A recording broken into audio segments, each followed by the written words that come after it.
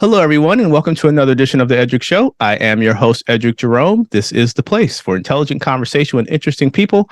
Go ahead and hit that subscribe button, ring that notification bell, and you'll get notified when I post content each and every week. My guest is Judy. See, I got it. Judy Pearson, author of the new book, Crusade to Heal America, The Remarkable Life of Mary Lasker. Judy's book tells the story of one of the most important figures in the history of fundraising and medical research in the fight to eradicate cancer. Judy is also the founder of A Second Act, a nonprofit that supports and celebrates women who have survived cancer and who are giving back to the greater good. Judy, welcome to the show. Thank you so much. I appreciate it. I'm really excited to speak with you. My pleasure. Let's get right into it. So first of all, this remarkable story of Mary Lasker. What inspired you to write about Mary and tell her story? So I kind of ended up being sort of a George Lucas here, because I wrote the sequel to the prequel. So the last book that I published in 2021 was called From Shadows to Life, the biography of the cancer survivorship movement. And Mary makes an appearance in the first chapter as she was persuading President Nixon to sign the National Cancer Act. Then that book goes on up until present day. I was really intrigued by the little bit of research that I had done on her and thought, okay, this babe needs more publicity. So I started digging, and the treasure trove that I found was just remarkable. She was an astounding woman.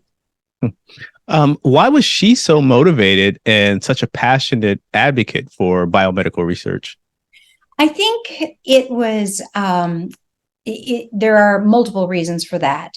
And before I answer that, let me just say that she did an oral history with Columbia University that spanned 3 decades. They transcribed it. She said it was not to be released until she died. They transcribed it to the tune of about 2,000 pages, and it provided a wonderful resource for me. So the conversations and Mary's memories in the book come 100% from her oral history. So she recounted a story.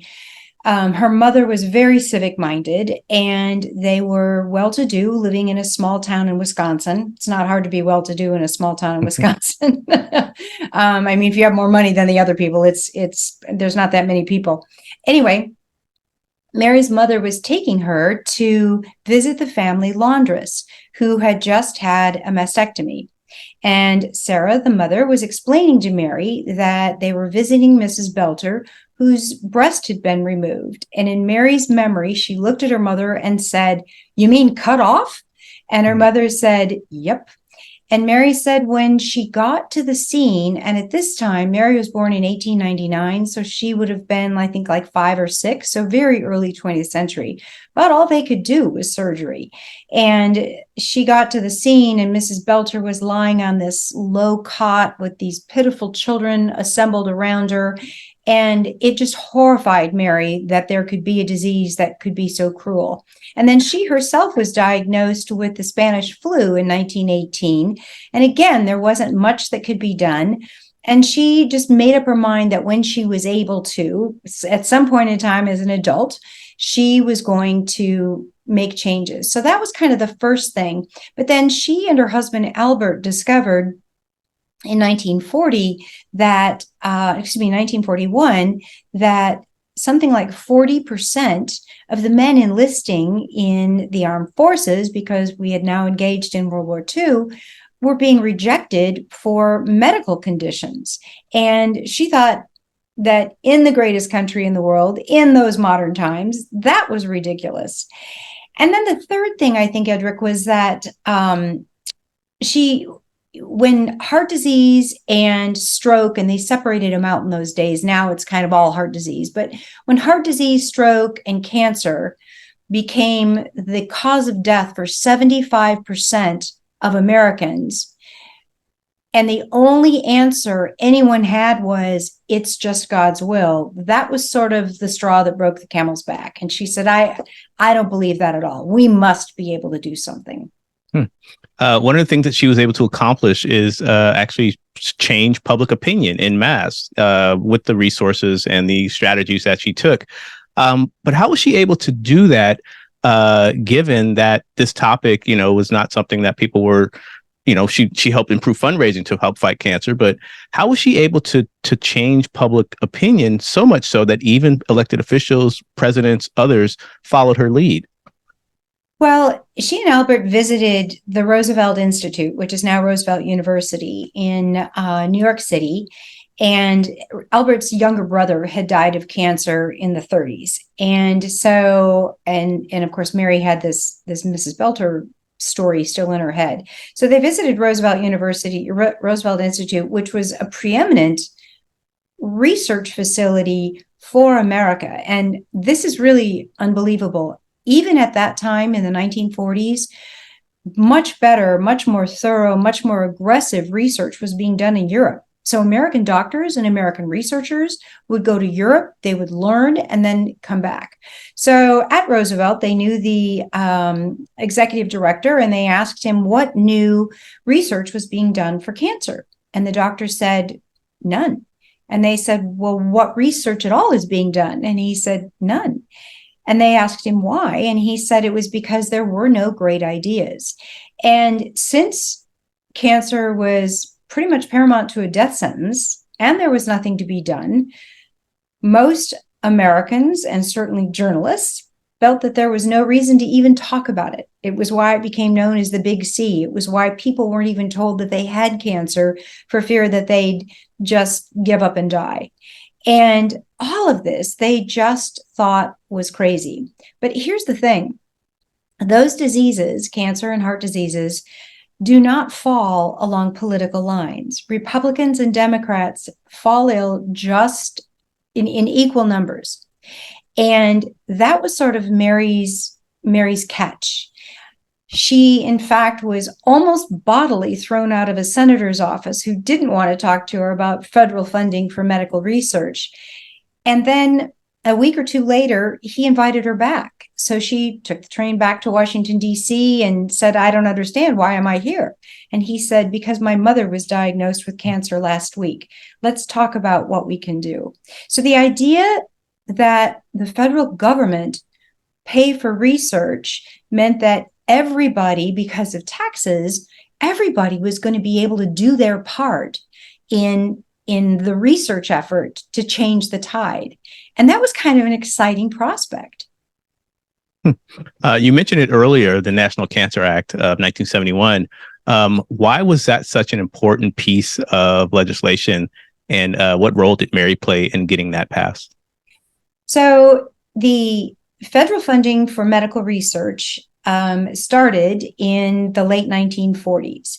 And Mary just didn't know how to take no as an answer. Her mother was very much like that as well. So she was able to, because of her social status and the wealth that Albert brought to their marriage, she was able to count among friends presidents' wives, presidents, congressmen.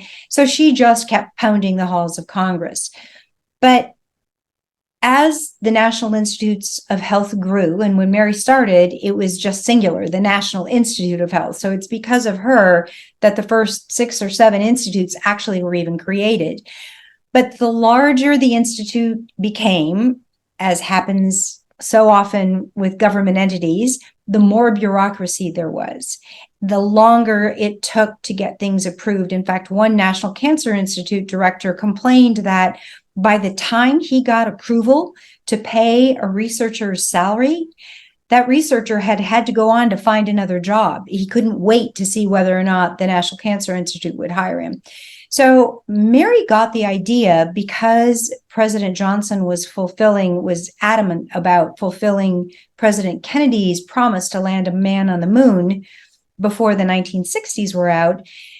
Mary went to him and said, we're exploring outer space. Why don't we explore inner space? And I think what needs to happen is we need to have a cancer research organization independent of the National Institutes of Health, sort of NASA-like. It answers only to the president. It isn't overseen by anybody else. And all the bureaucracy that's keeping all these great researchers from doing their work would disappear. And then she got to thinking and brought on board more people into a panel of consultants, very wisely, always mixing men and women, lay people with medical people, and again, Republicans with Democrats. And they came up with some other stipulations that they wanted to see happen that would hasten what Mary called the simple pill that a simple doctor could give to a suffering patient. She was sure that's all it was going to take to cure cancer. Well, as it marched its way through Congress, two very powerful adversaries finally met on the battlefield. President Richard Nixon was already looking ahead to 1972 presidential election. He did not want to run against another Kennedy, and yet Ted Kennedy was ahead in all the polls. Every time he said he didn't want the Democratic nomination, his numbers went up. He just wanted redemption for Chappaquiddick.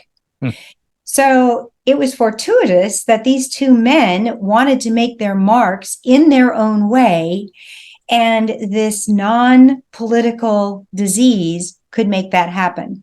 They ended up having to work together.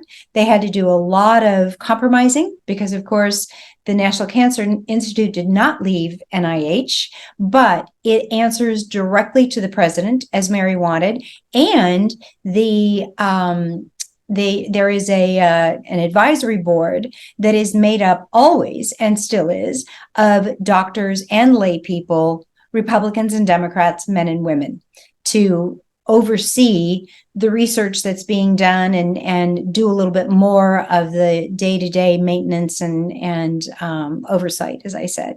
With her legislation and the what she was accomplishing on a national level with the fundraising, but how can you break it down to people in terms of what her legacy meant for people's day-to-day lives and the impact she's still having on people who may be going through cancer right now? So here's my own personal belief. So I did not read this in Mary's oral history, but picture walking on a beach, which I love to do, and you're walking, you're maybe looking out to sea, you're maybe looking down at shells or stones or whatever, you may be looking ahead at the beautiful houses, and you completely lose track of how far you've gone until you look back over your shoulder and you see your footprints in the sand. I think much of life is like that, but particularly in the medical research field. The money that the National Cancer Act infused into research was monumental. It was $1.8 billion in 1971. So that's $11.7 billion today. It was to be spent over 5 years, but still that was way more money than had ever been spent. Each little step that those researchers were now able to take was one step further down the beach. And I'm so sorry, I can't remember the author of this quote, but he said, he was a scientist, and he said, if I have done great things, it's because I stood on the shoulders of giants. And that's exactly how this worked. One discovery led to another discovery and one step to another step. So even those who are, and I myself was diagnosed with cancer 12 years ago. So although 2011 was quite a distance from 1971, it still was because of those discoveries, because of that research, that my life was spared and everyone else's who's come after me. You've been very open and you've shared your story, your personal battle with cancer, as you mentioned back several years ago. You also wrote an anthology titled It's Just Hair, 20 Essential Life Lessons, and it won an International Book Award in 2012. And going through everything you went through with your family, that's such a personal situation. Why did you decide to publicly write about it? And what's been the long-term impact of you writing about it to help others? I think it's an interesting human phenomenon that many people, not everyone, but many people, when they get to the other side of some kind of a trauma, want to help those who may be coming after them. And that was purely my motivation. I'm a biographer by profession. I'd written 2 biographies before my illness, my diagnosis, and continued writing. I couldn't think clearly enough to write chapters, but I continued writing some magazine columns and some other things and blogging. So those are the chapters in It's Just Hair. And might I add, being bald is one of the most empowering things in the world. Not only do you save money and time in the morning, but standing at the front of an airplane completely bald as a woman is a hoot. People don't know whether you're a terrorist or a nut. It was really fun.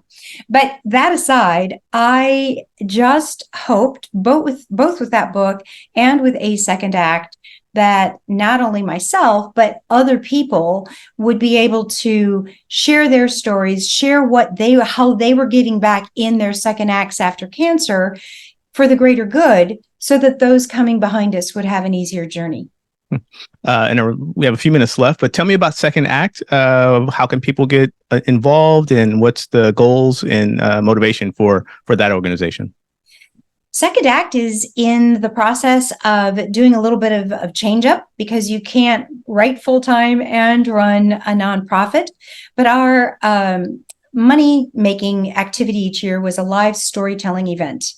And that is going to go on. The videos of all the 50 plus women who've told their stories from our stage are currently on the website at asecondact.org. And that's second with a 2ND. And then when it goes through its transition, that URL will automatically point to the new one, so people can watch these videos and the new ones that are added. Well, Judy, after people read this book, what do you want them to walk away with? Crusade to Heal America's whole purpose was to really realize another of my very favorite quotes by Margaret Mead, who is a cultural anthropologist. She said, "Never doubt that a small group of thoughtful, concerned citizens can change the world. Indeed, it's the only thing that ever has." So very much like the work of A Second Act, Mary Lasker's work should inspire us to do small things or big things to better humanity. And that's really my biggest hope. Well, Judy, I want to thank you so much for taking the time to come on the Edric Show. Congratulations on your book.